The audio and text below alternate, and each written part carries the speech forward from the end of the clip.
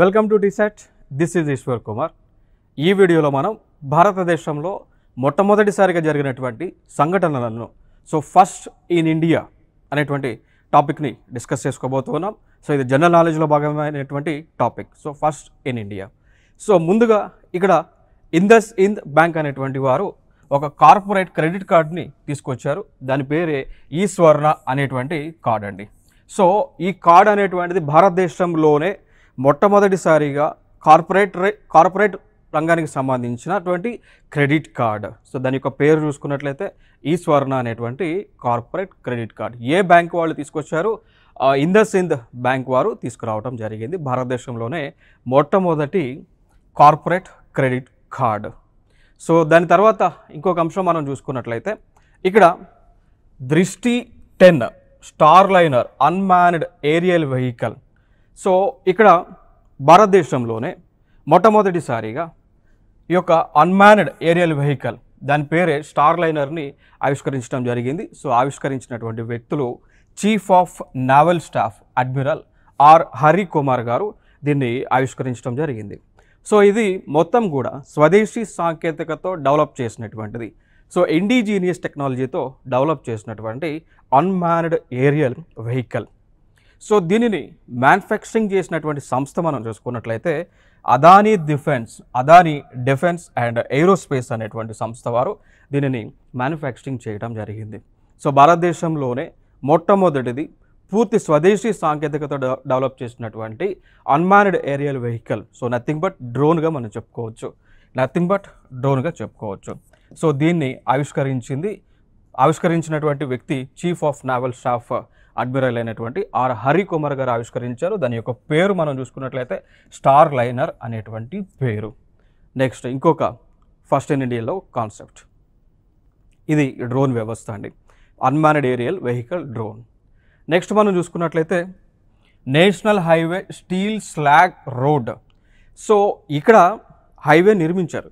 జాతీయ హైవే నిర్మించారు. ఈ హైవే నిర్మించడానికి స్టీల్ ఇండస్ట్రీస్ నుంచి వచ్చేటువంటి వేస్ట్ పదార్థం ఏదైతే ఉందో, దాంతోపాటు ఈ ఆయిల్ ఇండస్ట్రీస్ నుంచి వచ్చేటువంటి వేస్ట్ పదార్థాలు ఏవైతే ఉన్నాయో వాటి ద్వారా ఒక ప్రోడక్ట్ని స్టీల్ స్లాగ్ అనేటువంటి ఒక ప్రోడక్ట్ని తయారు చేసి దానితో రోడ్డు వేశారు. భారతదేశంలోనే మొట్టమొదటిసారిగా స్టీల్ ఇండస్ట్రీస్ నుంచి స్టీల్ ప్లాంట్స్ నుంచి వచ్చేటువంటి వ్యర్థాలతో రోడ్డు వేయటం జరిగింది. ఆ రోడ్డు వేసినటువంటి ప్రాంతం ఎక్కడ అంటే ఇందాపూర్ పన్వేల్ అనేటువంటి ఒక ప్రాంతం అండి. ఇందాపూర్ పన్వేల్ ప్రాంతం. ఈ ప్రాంతం వచ్చేసి NH-66లో భాగంగా ఉన్నటువంటి ప్రాంతం. మొట్టమొదటి హైవే NH-66 నేషనల్ హైవే 66. దీనిలో ఇందాపూర్ పన్వేల్ ప్రాంతంలో స్టీల్ స్లాగ్తో రోడ్డు వేయడం జరిగింది. స్టీల్ స్లాగ్ అనేటువంటి దాన్ని దీనిలో ఉన్నటువంటి రా మెటీరియల్స్ చూసుకున్నట్లయితే స్టీల్ స్లాగ్లో స్టీల్ ఇండస్ట్రీస్ నుంచి వచ్చేటువంటి స్టీల్ ఇండస్ట్రీస్ నుంచి ఏదైతే మనకి అవుట్పుట్ వస్తూ ఉందో, అంటే వ్యర్థాలు వస్తూ ఉండో, లైక్ ఫర్ ఎగ్జాంపుల్గా తీసుకుంటే స్టీల్ ఇండస్ట్రీస్ నుంచి వచ్చేటువంటి వ్యర్థాలు మనం చూసుకున్నట్లయితే జిప్సమ్ లాంటి మెటీరియల్ కానీ, స్టోన్స్ లాంటి లైక్ ఐరన్ మెటీరియల్ లాంటివి కానీ, దాంతోపాటు తార్ ఇండస్ట్రీస్ నుంచి వచ్చేటువంటి తార్, ఇవన్నీ కూడా మిక్స్ చేసి ఈ రోడ్స్ అయితే వేస్తూ ఉంటారు. మీరు ఇక్కడ ఇమేజ్లో కూడా చూడవచ్చు. దీని యొక్క విశిష్టత ఏంటి అంటే ఇది ఇప్పుడు ఆల్రెడీ ఈ స్టీల్ స్లాగ్ అనేటువంటి మెటీరియల్కి కాస్త ఎలాస్టిసిటీ అనేటువంటిది ఎక్కువగా ఉంటుంది. ఆ ఎలాస్టిసిటీ అనేటువంటిది ఎక్కువగా ఉండడం ద్వారా ఈ రోడ్ అనేటువంటిది ఎక్కువ కాలం ఉండడానికి, వర్షాలు వచ్చినప్పటికీ కూడా రోడ్ అనేటువంటిది ఎక్కువ కాలం గుంతలు పడకుండా ఉండేటువంటి పాసిబిలిటీ ఉంది. నెక్స్ట్ అంశం WEF centre for the 4th industrial revolution. దీన్ని వరల్డ్ ఎకనామిక్ ఫోరంకి సంబంధించి centre for the 4th industrial రెవల్యూషన్ని ఏర్పాటు చేసుకోవడం జరిగింది. దీనిని లాంచ్ చేసింది హైదరాబాద్లో. హైదరాబాద్లో లాంచ్ చేయడం జరిగింది. దీని యొక్క విశిష్టత ఏంటి అంటే ఈ centre for the 4th industrial revolution, దీన్నే C4IR సెంటర్ ఫర్ ఇండస్ట్రియల్ రెవల్యూషన్కి పిలుస్తూ ఉంటాం. హైదరాబాద్లో దీన్ని ఏర్పాటు చేశారు. దీని యొక్క విశిష్టత, దీని యొక్క ఉద్దేశం ఏంటి అంటే భారతదేశంలో హెల్త్ కేర్ రంగాన్ని డెవలప్ చేయడం, దాంతోపాటు లైఫ్ సైన్సెస్ అంటాం, లైక్ బయాలజీకి సంబంధించి కానీ, జువాలజీకి సంబంధించి కానీ, బోటనీకి సంబంధించి కానీ, క్లోరింగ్ టెక్నాలజీకి సంబంధించి కానీ, ఇన్వేటర్ ఆఫ్ ఫర్టిలిటీ IVFకి సంబంధించినటువంటి టెక్నాలజీని కానీ, బయోటెక్నాలజీ కానీ, సో వీళ్ళు డెవలప్ చేయడానికే ఈ యొక్క ఫోరం అనేటువంటి దాన్ని ఏర్పాటు చేయడం జరిగింది. సో ఇది మొట్టమొదటిగా ఇది వరల్డ్ ఎకనామిక్ ఫోరంకి సంబంధించినటువంటి సంస్థ. సో అంతర్జాతీయ సంస్థ ఇది వరల్డ్ ఎకనామిక్ ఫోరం అనేటువంటిది.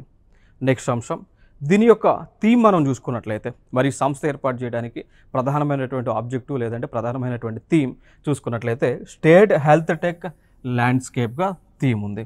సో స్టేట్ హెల్త్ టెక్ ల్యాండ్స్కేప్గా థీమ్ ఉంది. అంటే ఈ యొక్క లైఫ్ సైన్సెస్ ఏవైతే ఉన్నాయో, హెల్త్ కేర్ రంగం ఏదైతుందో, సో దానిలో టెక్నాలజీని, ఇండస్ట్రియల్ టెక్నాలజీని అడాప్ట్ చేయటం.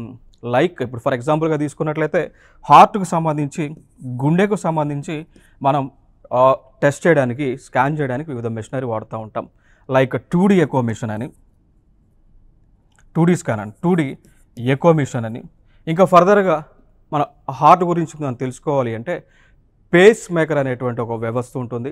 దాంతోపాటు ఇంకా ఫర్దర్గా మనం తెలుసుకోవాలి అంటే MRI స్కానర్స్ కానీ. సో ఈ టెక్నాలజీని ఈ హెల్త్ కేర్ రంగంలో వినియోగించేటువంటి కాన్సెప్టే ఈ యొక్క centre for the 4th industrial revolution.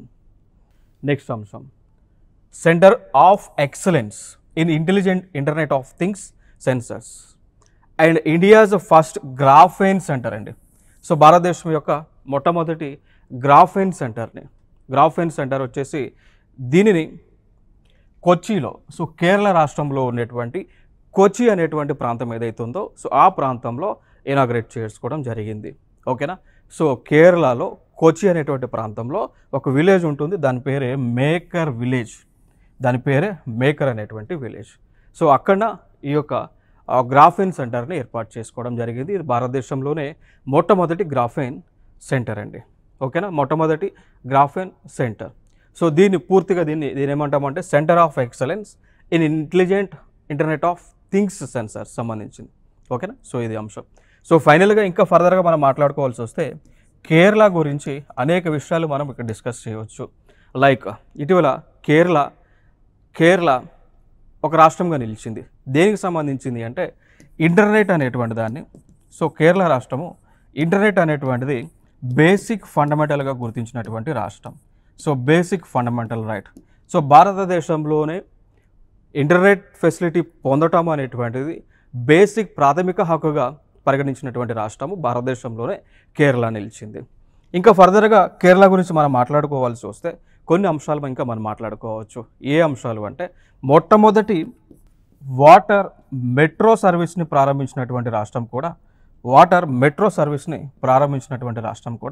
Kerala వార్తల్లో నిలిచింది.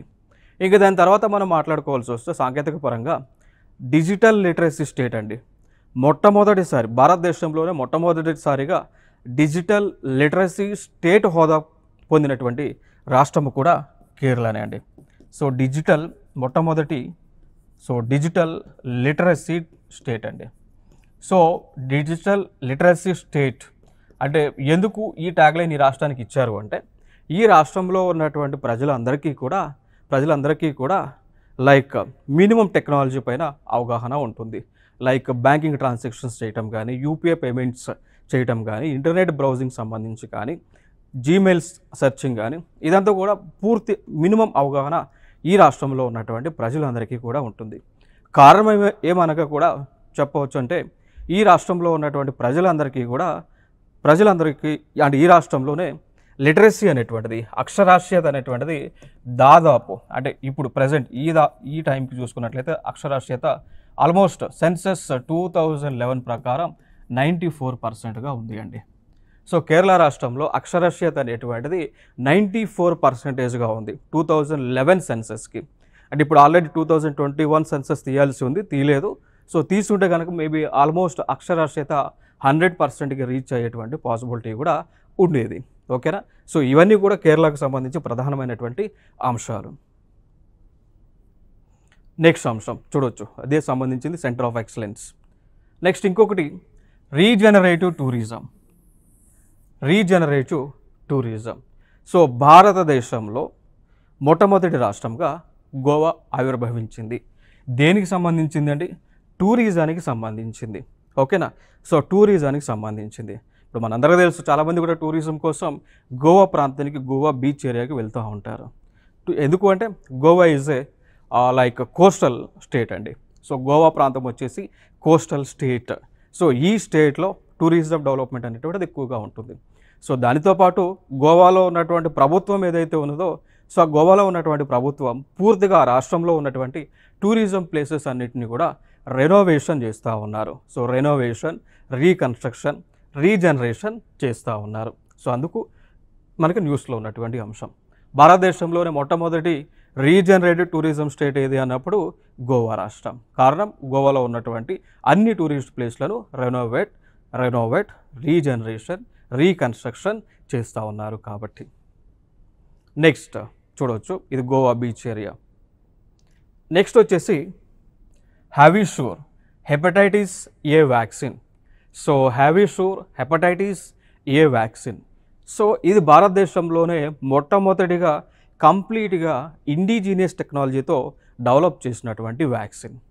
సో పూర్తిగా స్వదేశీ సాంకేతికతను ఉపయోగించుకొని డెవలప్ చేసినటువంటి వ్యాక్సిన్ ఈ యొక్క హ్యావిషూర్ హెపటైటిస్ ఏ అనేటువంటి వ్యాక్సిన్. సో ఈ వ్యాక్సిన్ని అభివృద్ధి చేసినటువంటి సంస్థ చూసుకున్నట్లయితే ఇండియన్ ఇమ్యునాలజికల్స్ లిమిటెడ్ IIL వారు దీన్ని డెవలప్ చేయడం జరిగింది. సో మరి ఈ వ్యాక్సిన్ అనేటువంటి దేనికి సంబంధించింది? హెపటైటిస్ అనేటువంటి వ్యాధి, లైక్ నథింగ్ బట్ జాండీస్ అండి. సో జాండీస్, హెపటైటిస్ అనేటువంటిది కామెర్లకు సంబంధించినటువంటి వ్యాధి. సో కామెర్లు అనేటువంటివి రాకుండా, జాండీస్ అనేటువంటిది రాకుండా కంట్రోల్ చేసేటువంటి వ్యాక్సిన్స్ ఇవి. ఇక దాని తర్వాత ఫర్దర్గా మనం మాట్లాడుకోవాల్సి వస్తే భారతదేశంలో ఉన్నటువంటి కొన్ని కంపెనీలు కొన్ని వ్యాక్సిన్స్ని కూడా తయారు చేయడం జరిగింది. లైక్ కోవిషీల్డ్ అని,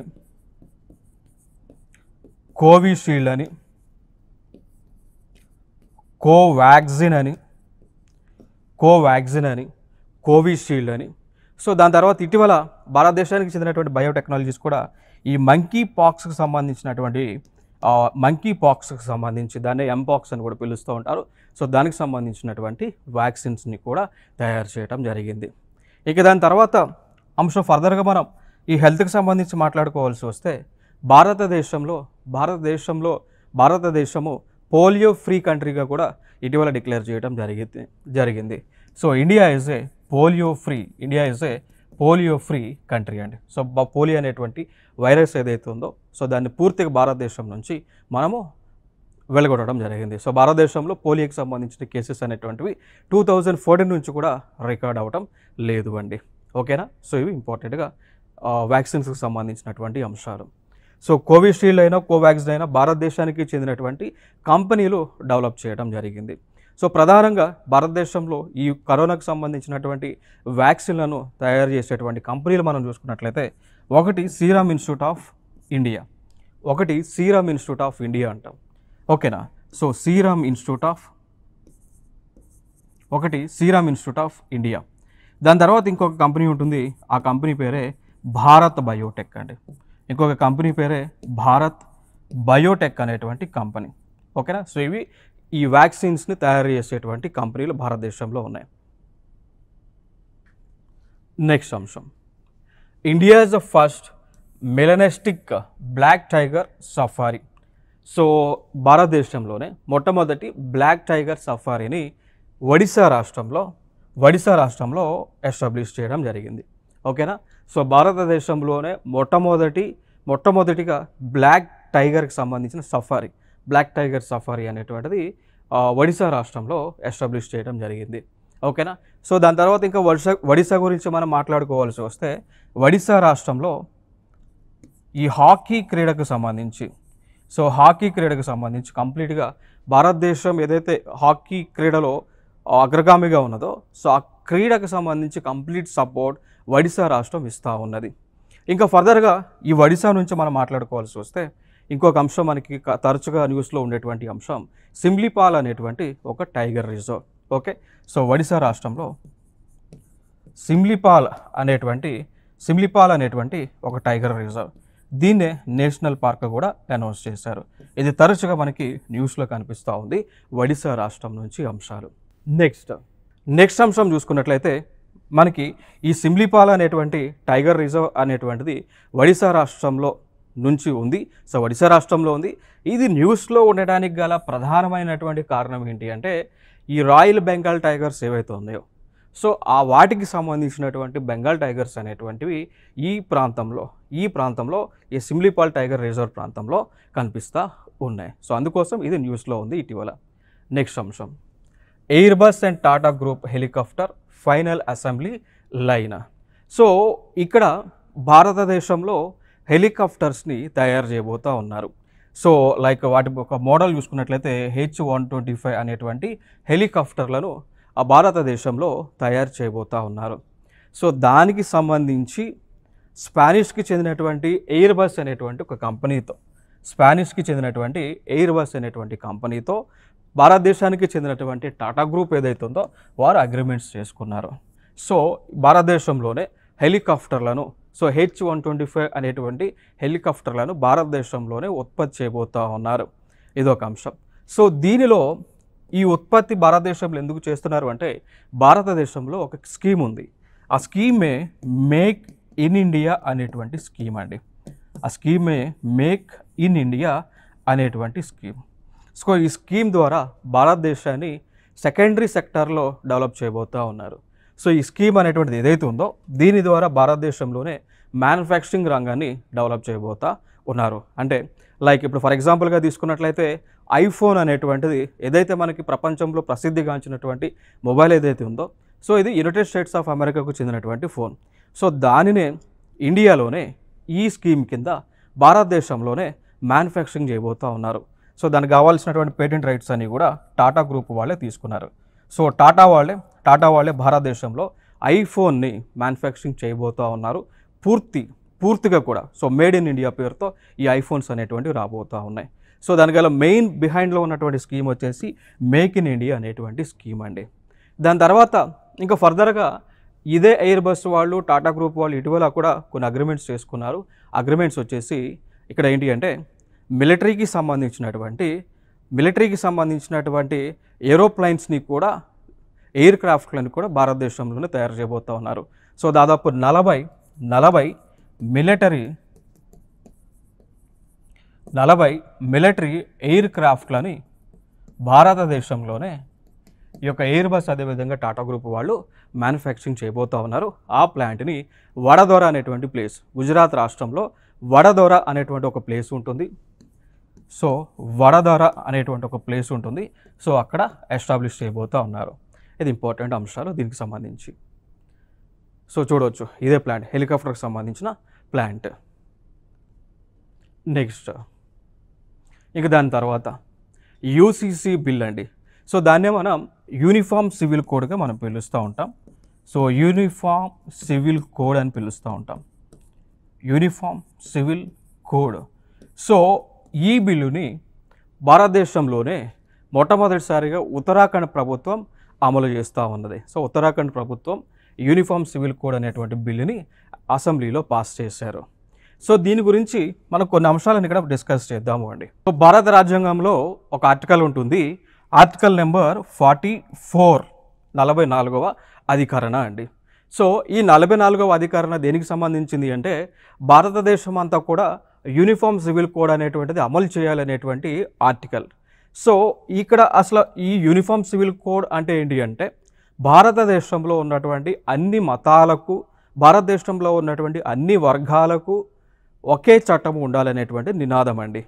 సో ఈ కాన్సెప్ట్ అసలు భారత రాజ్యాంగంలో ఎందుకు పెట్టారు అంటే ఇక్కడ ఇండియాలో ఉన్నటువంటి ఇస్లామిక్ రిలీజన్ ఏదైతే ఉందో సో వారికి సపరేట్ లా ఉంటుంది, దాన్ని షరియా లా అని పిలుస్తూ ఉంటాం, షరియా యాక్ట్ అంటాం. సో ఆ షరియా యాక్ట్ అనేటువంటిది వారికి సపరేట్ చట్టం అది. సో ఆ చట్టంలో ఉన్నటువంటి కొన్ని అంశాలు మన ఇండియన్ కాన్స్టిట్యూషన్లో ఉన్నటువంటి అదేవిధంగా భారతదేశంలో ఉన్నటువంటి కొన్ని చట్టాలకు కాంట్రడిక్ట్ అవుతూ ఉంది. సో భారతదేశంలో ఉన్నటువంటి లైక్ సిఆర్పిసి కానీ సివిసి సివిల్ ప్రొసీజర్ కోడ్ ఏదైతే ఉంటుందో సో వాటికి షరియా యాక్ట్లో ఉన్నటువంటి అంశాలకు కొంత వ్యతిరేకత అనేటువంటిది ఉంటా ఉన్నది. సో అందుకోసం భారత రాజ్యాంగం రూపొందించేటప్పుడే భారతదేశం అంతా కూడా అన్ని మతాలకు ఒకే రకమైనటువంటి చట్టం అమలు చేయాలి అని ఆర్టికల్ 44 ద్వారా ఇన్సర్ట్ చేశారు. సో దానికి సంబంధించే ఉత్తరాఖండ్ ప్రభుత్వము బిల్లు పాస్ చేసింది. ఇటీవల కూడా కేంద్ర ప్రభుత్వము భారతదేశం అంతా కూడా యూనిఫామ్ సివిల్ కోడ్ అనేటువంటి దాన్ని అమలు చేస్తాము అని చెప్పి దానికి సంబంధించినటువంటి ఫీడ్బ్యాక్ అంతా కూడా పబ్లిక్ నుంచి తీసుకుంటా ఉన్నారు. దానికి సంబంధించినటువంటి కమిటీని కూడా ఏర్పాటు చేయడం జరిగింది.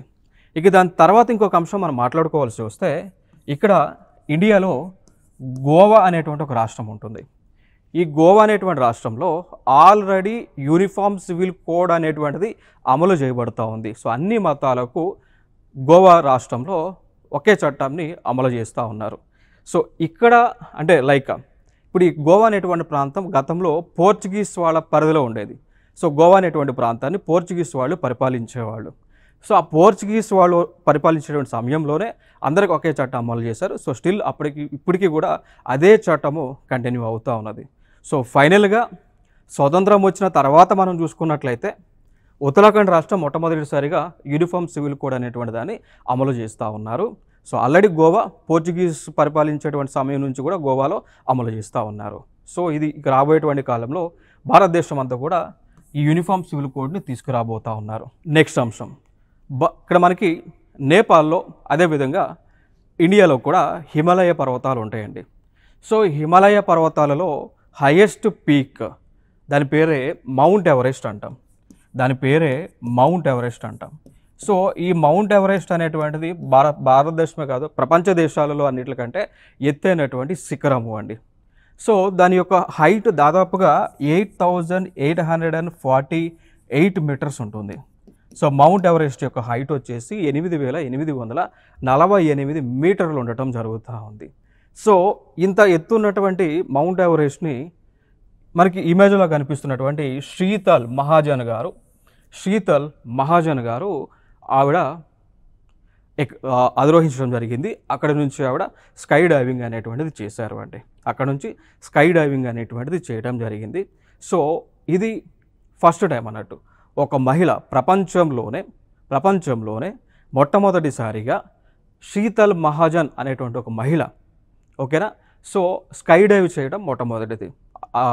మౌంట్ ఎవరెస్ట్ ప్రాంతాన్ని అధిరోహించడమే కాకుండా అక్కడ నుంచి స్కై డైవింగ్ చేయడం మొట్టమొదటి వ్యక్తిగా మనం చెప్పుకోవచ్చు. ఆవిడ పేరే శీతల్ మహాజన్. సో ఈవిడికి పద్మశ్రీ అవార్డుని కూడా ఇచ్చారు.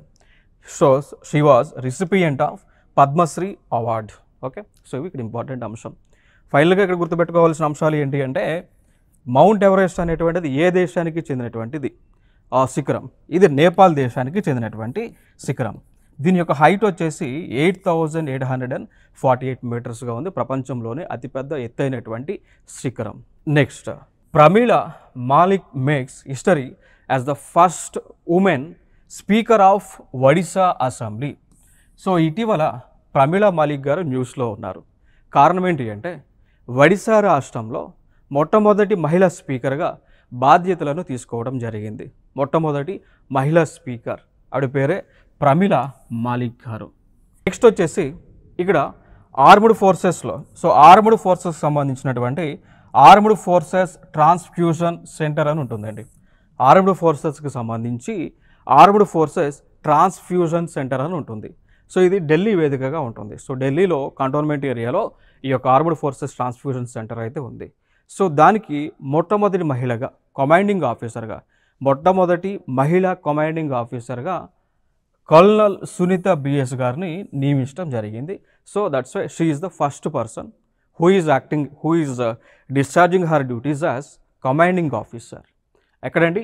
ఆర్మ్డ్ ఫోర్సెస్ ట్రాన్స్ఫ్యూజన్ సెంటర్లో. నెక్స్ట్ అంశం, ఈ ఆర్మ్డ్ ఫోర్సెస్ ట్రాన్స్ఫ్యూజన్ సెంటర్ అనేటువంటిది ఎందుకు ఏర్పాటు చేశారు అంటే ఎవరైతే ఆర్మ్డ్ పర్సన్స్ యొక్క యుద్ధం టైంలో గాయపడుతూ ఉంటారో సో వారికి వెంటనే బ్లడ్ని సప్లై చేసేటువంటి సెంటర్ అండి. నథింగ్ బట్ బ్లడ్ ఎక్కించేటువంటి సెంటర్. మీరు చూడవచ్చు ఇక్కడ. సో బ్లడ్ని ఎక్కించేటువంటి సెంటర్ అనమాట.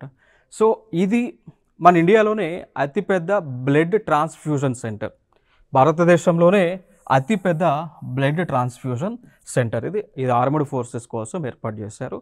సో ఆవిడ మొట్టమొదటి కమాండింగ్ ఆఫీసర్, మహిళా commanding officer. Next, Sudha Murthy, the first women to get global Indian award. So first భారతదేశంలోనే మొట్టమొదటిసారిగా గ్లోబల్ ఇండియన్ అవార్డు గ్రహీత ఆవిడే సుధామూర్తి గారు అండి. సో మనకు తెలుసు సుధామూర్తి గారు గతంలో పద్మ అవార్డ్స్ని కూడా పొందినటువంటి వ్యక్తి. పద్మ అవార్డ్స్ని పొందడం జరిగింది, భారత ప్రభుత్వం ఇచ్చినటువంటివి.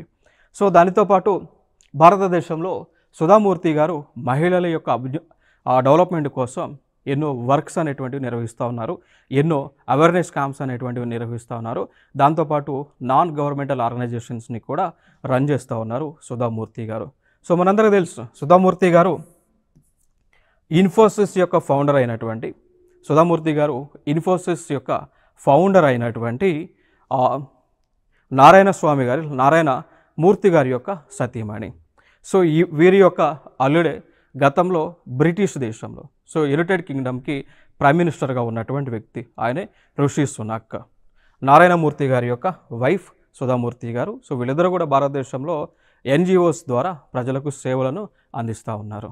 So next, major doctor Payal Chhabra recently become the first women surgeon to join the para special forces of Indian army.